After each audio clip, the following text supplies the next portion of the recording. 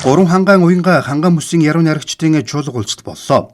Улсын хурлын гишүүн Алтан гэрлийн дэмжлэгээр Өвөр хангаан мэдээс сонины редакц аймгийн Алтан Берга утга зохиолын нэгдэл хамтран зохион байгуулсан найргийн өдөрлөгт Аранга, Баян онгор, Өвөр хангаан аймгаас 95 найрагч оролцлоо.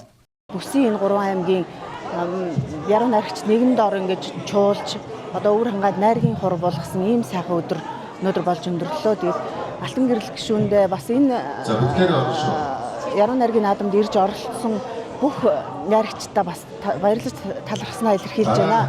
Манай сонин болохоор ерөнхий зохион байгуулагчаар ажилласан Өвөр хангаан аймгийн засаг дарганы хамрын газар, соёлын урлагийн газар, боловсролын газар, төв номын сан энтергээд маш олон байгууллагууд бүгд зэрэг хөдөлж энэ том үйл ажиллагааны ард бас гарлаа. Тэгээд хамтран ажилласан бүх байгууллагуудаа баярлаж талархаж байгаа илэрхийлье.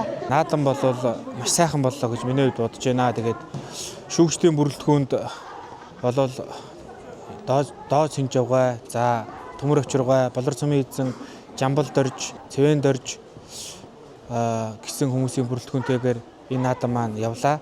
Шинэ залуу зохиолчдын шүлгүүдийг бас сонслоо. Өнөө цагийн яруу найргийн одоо бичлэлд сэтгэлгээ, оюун санаа хаана явж байгаа юм бэ гэдэг бол энэ наадмаас бол зорж ирсэн яруу найрагчид бол нэг нэгнээсээ харсан байхаа гэж бодож байна.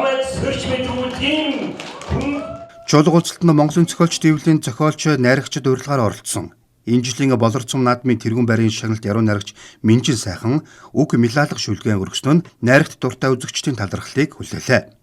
Чуулга уулзалтаар ардын уран зохиолч Хөдөлмөрийн Баатараа Дэндивийн Пүрд өржийн хөшөөнд цэцэг өргөж зохиолч уншигчдын уулзалт хийсэн юм а. Өндөр гэгэний нутагт 3 аймгийн 100 яруу найрагч оролцсон тэмцээнд оролцож тэргүүн байр эзэлсэндээ бол төлөөх баяртай байна. За энэ наадам маань үнэхээр өргөн бэлгэр түн болгоны оролцоо тэгш тийм сайхан наадам болж ирлээ. Тэгээд тэргүүн байр эзэлсэндээ төлөөх баяртай байна. Энэ бол Монголын түүхэнд байхгүй 90 хэдэн яруу найрагч уншиж тэндээс шилдэгүүд нь шалгарсан юм том наадам байлаа. Тэгээд ингээд байранд ороо 3 дугаар байрын орсондоо их баяртай байна. Тэгээд өндөр гэгээнийхээ нутаг яваандаа ирээдүйдээ хар хорин хот гэж Монгол улсын нийслэл болно гэж би мөрөөддөг. Ийм нутгаас энэ авшигтай шагналаа авсандаа их баяртай байна. Гурван хангаан уянга найргийн наадмын тэргүүн байрт Аранга аймгийн найрагч Мөнх хоёр, Дэд байрт Өвөр хангаан аймгийн найрагч Дорж Балам, 3 дугаар байрт Аранга аймгийн найрагч Инвш нар шалгарлаа.